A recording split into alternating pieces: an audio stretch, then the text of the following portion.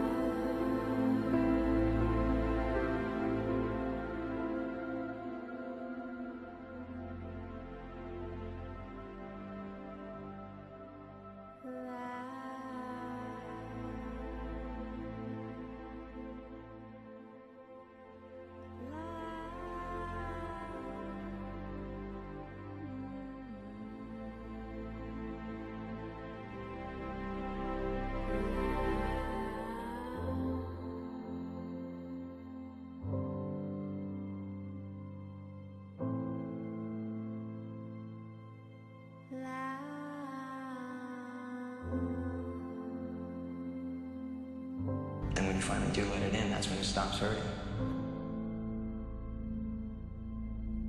It's not scary anymore. It's actually kind of peaceful.